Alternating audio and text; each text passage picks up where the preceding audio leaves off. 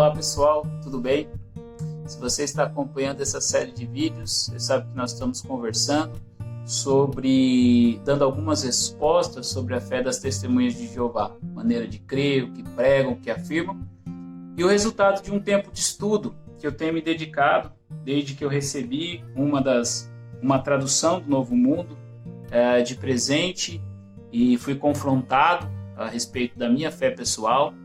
Eu busquei estudar, busquei compreender se era eu que estava errado, né? Como os bereanos, mas acredito que a palavra de Deus ela afirma algo diferente do que as testemunhas de Jeová afirmam, e acredito que até a própria tradução, ela contém uma série de desvios que tiram focos importantes da palavra de Deus, como, por exemplo, a própria divindade do Senhor Jesus. Ou seja, os erros não são erros triviais, não são desvios simples. São coisas que entram no mérito das características do próprio Deus. Ou seja, se você crer apenas no que está escrito aqui nessa tradução da palavra de Deus, dessa Bíblia, você vai perder muito da palavra de Deus, incluindo características do próprio Deus. Ou seja, você não vai conseguir nem conhecer a Deus se você não tiver uma outra tradução, se você não tiver, né? Ou se você não fizer um trabalho de estudo, como aquele vídeo do vídeo anterior. Você pode dar uma olhadinha lá, onde eu comparo João capítulo 1, os primeiros versículos, com Isaías 44, 24. Mas quem está lendo normalmente não vai fazer esse tipo de análise e verificar essas incoerências, né? Por isso é importante você ter uma Bíblia bem traduzida, bem explicada, enfim. Você ter uma Bíblia fiel aos textos originais e à mensagem bíblica, né? Quero falar hoje, nesse vídeo, sobre o texto de 1 Coríntios, capítulo 15, eu vou ler a partir do versículo 25, que diz o seguinte: Pois ele tem de reinar até que Deus lhe tenha posto todos os inimigos debaixo dos pés. E o último inimigo a ser reduzido a nada é a morte. Pois Deus lhe sujeitou todas as coisas debaixo dos pés. Mas quando ele diz que todas as coisas foram sujeitas, é claro que isso não inclui aquele que lhe sujeitou todas as coisas. No entanto, quando todas as coisas lhe tiverem sido sujeitas, então o próprio Filho também se sujeitará àquele que lhe sujeitou todas as coisas, para que Deus seja todas as coisas para com todos. Por mais complexo que esse texto possa ser, ele ainda assim não diz que Jesus não é Deus. Em nenhum momento aqui esse texto pode ser usado para dizer que Jesus não é Deus, né? Alguém vai dizer, mas está dizendo que o Filho vai se sujeitar ao Pai. Isso é uma dinâmica comum de filho e pai. Jesus nunca disse que era pai de Deus, ele disse que é filho de Deus. Como filho, ele tem um relacionamento de sujeição. Veja que se você crer na doutrina da Trindade, ou seja, que se você acreditar que Deus ele existe em três pessoas compartilhando da mesma substância, é claro que nós estamos falando de Deus e isso é ilustrativo, isso é o nível da revelação que Deus nos deu. Com certeza Deus é maior do que isso, mas ele não nos revelou tudo porque a gente não tem capacidade de entender tudo sobre Deus. Assim como a planta não tem capacidade de entender o jardineiro, né? Nós somos limitados. Na nossa limitação, aprove a Deus nos dar a revelação bíblica e essa revelação ela vem no nosso nível, no nível do nosso entendimento. Então, o que nós podemos compreender de Deus no nível da revelação que ele nos deu? De que Deus são três pessoas, existe dentro de uma única substância três pessoas: a pessoa do Pai, a pessoa do Filho e a pessoa do Espírito Santo. E isso é o que nós temos na revelação. Nós temos o Espírito Santo Deus, o Pai como Deus e o Filho como Deus. Esses vídeos estão sendo esse vídeo, inclusive, está sendo específico para falar do Filho. Mas nós podemos falar também do Pai e do Espírito Santo. Vocês deixam aí nos comentários, eu vou chamar um teólogo bom para poder ajudar. Mas é isso mesmo. O Filho, a divindade do Filho aqui, ela não é tirada. O texto simplesmente diz que o Filho se sujeitará ao Pai, como todo o Filho se sujeita ao Pai. E no relacionamento divino do Pai e do Filho, também o Filho está em sujeição, para que Deus seja tudo em todos. Veja, ele não diz que Deus não seja trino, Ele não diz que Jesus não é Deus. Ele não diz que Jesus, de alguma forma, por natureza, é inferior ao Pai, né? Mesmo que o próprio Cristo tenha dito, o Pai é maior do que eu, ele não disse isso em questão... Nós vemos na Bíblia, nós vemos isso, ele mostrou isso, Jesus provou que em questões de natureza e de poder, ele não é inferior ao Pai. O Pai transforma a água em sangue, o Filho transforma a água em vinho. O Pai untou o barro, fez um boneco, criou o ser humano. O Filho untou o barro, jogou nos olhos de um cego e curou o cego, fez o cego restaurar a visão, deu vida aos olhos daquele cego. O Pai é Senhor do sábado, o Filho é Senhor do sábado, né? O que mais? O Pai dá vida aos mortos, o Filho dá vida aos mortos. O Pai disse que o nome dele era Eu Sou, o Filho disse Eu Sou, mesma coisa. E o Filho disse eu e o Pai somos um, ou seja, eu estou unido com o Pai.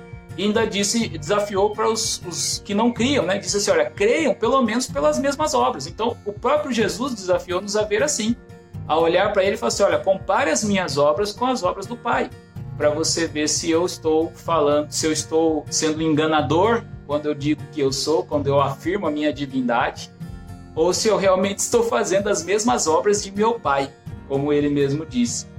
Então, nós vemos que esse texto aqui não diminui em nada Jesus. Mas o que é esse texto? Da onde vem esse texto? Esse texto de 1 Coríntios é claramente uma citação do Salmo 2, né? Que diz que Deus sujeitou ao homem que fez um pouco menor do que os anjos todas as coisas, né? Lhe sujeitou. E o apóstolo Paulo, aqui aos Coríntios, ele está citando esse texto e está atribuindo essa sujeição a Jesus Cristo. Nós vemos em Hebreus capítulo 2 uma citação do mesmo texto. Diz assim, o versículo 7, diz o seguinte, Tu o fizeste um pouco menor que os anjos, tu o coroaste de glória e honra, e deste-lhe domínio sobre todas as obras das tuas mãos. A mesma citação de 1 Coríntios 15, 27 e 28. Aqui ele não fala sujeitaste, sim traduziram como deste domínio, mas é a mesma situação e está realmente se referindo a Jesus. Só que no contexto de Hebreus, ela está sendo usada para referir-se à superioridade de Jesus. Olha que interessante. E o próprio 1 Coríntios também está dizendo que tudo o Pai, excluindo a ele mesmo, né, sujeitou a Jesus. O próprio Jesus diz isso em Mateus, finalzinho lá, os últimos versículos de Mateus, ele diz assim, é-me dado todo o poder nos céus e na terra, para reinar, todo o poder. Isso é coisa que Deus não faz com ninguém. Se você acha que Deus pega um outro anjo ou outra pessoa e lhe dá todo o poder nos céus e na terra, você precisa ler o Antigo Testamento, você precisa entender o Antigo Testamento. Você não entendeu. Se você ler os profetas, né, ver as acusações de idolatria que os profetas faziam e mesmo assim acreditar que Jesus pode ser outra pessoa além de Deus e receber tudo isso que o Pai está lhe dando, você não compreendeu os profetas, você não compreendeu o Antigo Testamento. Mas veja que interessante, Hebreus capítulo 1, vou ler o versículo 3, diz assim, ó, ele é o reflexo da glória de Deus, falando a respeito de Jesus, e a representação exata do seu ser, e sustenta todas as coisas pela sua poderosa palavra. O versículo 4 diz, assim ele se tornou superior aos anjos, visto que herdou um nome mais excelente que o deles. Olha o nome de Jesus sendo engrandecido. O que aconteceu com a Torre de Babel, quando os operários quiseram fazer um nome para si? Deus destruiu aquilo aquele plano através da confusão de línguas deles, né? Qual é o único nome que deve ser engrandecido? É o nome do Senhor, nome Jeová. E eu não preciso nem falar isso para as testemunhas de Jeová, porque se tem alguém que preza pelo nome de Deus, são as testemunhas de Jeová, né? Pelo menos esse é o discurso. Diz que todos os anjos de Deus, aqui está traduzido assim, prestem homenagem, versículo 6. Esse prestar homenagem é o verbo grego proskineo, né? Não é prestar homenagem, isso aqui foi traduzido assim, mas nós sabemos que proskineo é prostrar, Essa palavra, ela vem da junção de duas. O pros significa estar na frente, né? E kineo significa beijar. Ou seja, proskineo significa chegar e beijar. Por que essa palavra é desse jeito? Porque o costume dos súditos era chegar e beijar os pés do rei. Então significa exatamente chegar e se prostrar. Por exemplo, o diabo diz para Jesus: tudo isso eu te darei, todos os reinos da terra, se você proskineu, se você se prostrar diante de mim. E Jesus responde com o mesmo verbo: vai, Satanás, porque está escrito, somente diante de Jeová proskineu, né? Somente diante de Jeová você vai se prostrar, somente a ele você vai prestar adoração. Então, tanto para Satanás quanto para Jesus, proskineu significa um ato de adoração e não apenas uma homenagem, né? Normalmente, quando alguém se prostra, é um ato de adoração. Ah, não tem nada a ver se prostrar, não tem nada a ver, né? Sadraque, Mesaque e Abednego foram jogados na fornalha de fogo ardente porque eles não se prostraram diante da estátua do rei Nabucodonosor. Era só se ajoelhar, era só fazer proskineu, era só se dobrar diante daquilo. Mas eles sabiam que se dobrar diante daquela estátua era um ato de adoração. Então, o que o autor de Hebreus está dizendo é: todos os anjos de Deus se prostrem diante dele. Ou como diz o Filipenses capítulo 2, assim, para que diante dele se proste, né, toda a língua confesse que Jesus Cristo é o Senhor. O versículo 10 diz assim: o Senhor no princípio lançaste os alicerces da terra. Está falando de Jesus.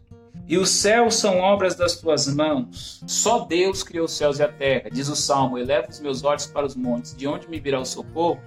O meu socorro vem daquele que criou os céus e a terra. O versículo 11: eles deixarão de existir, mas tu permanecerás. Eles se gastarão como roupa, e tu os enrolarás assim como a um manto, como uma roupa, e eles serão trocados.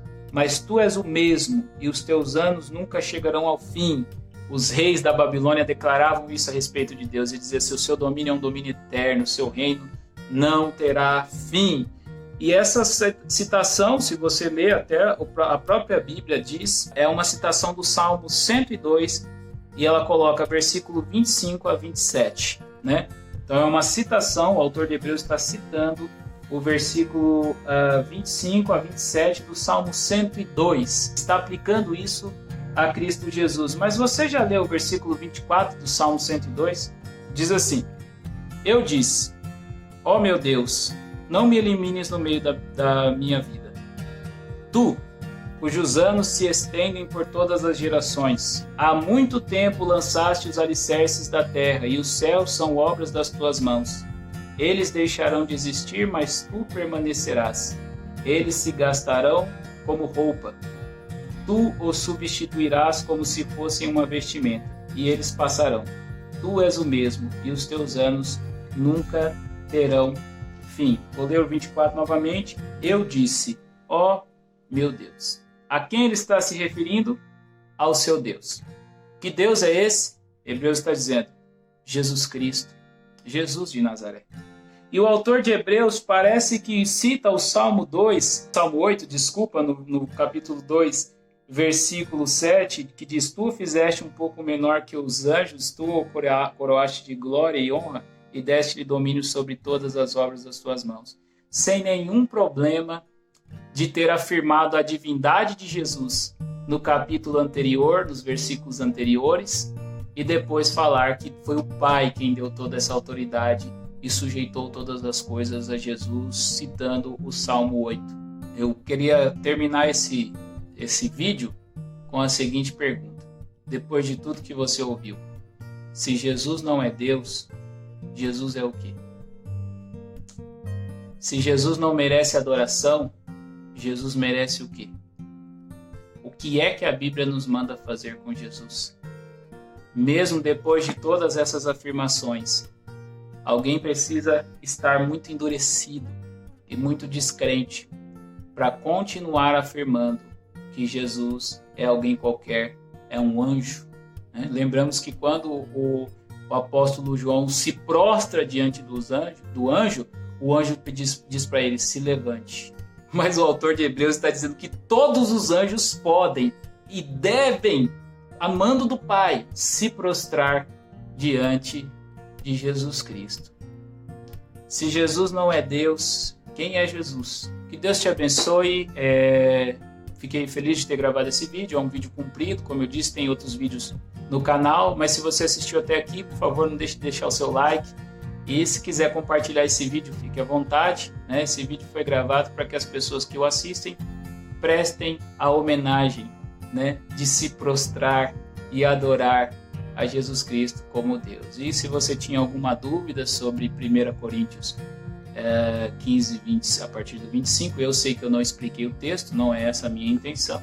A minha intenção é chamar-nos para uma teologia correta, e depois que nós tivermos essa teologia correta, não negar aquilo que a Bíblia diz sobre Jesus. E aí assim, na verdade sobre Jesus, a gente pode conversar sobre esse texto, a gente pode tentar entender o que é que o texto está dizendo, mas antes de saber quem é Jesus, antes de considerar todos os demais textos bíblicos, a gente não pode entrar com esse texto e também não pode ficar afirmando coisas que o texto não diz. Em um outro vídeo nós podemos tentar dizer o que o texto diz, mas é mais importante para as testemunhas de Jeová entender o que o texto não diz, ok? Que Deus te abençoe, te dê muita paz.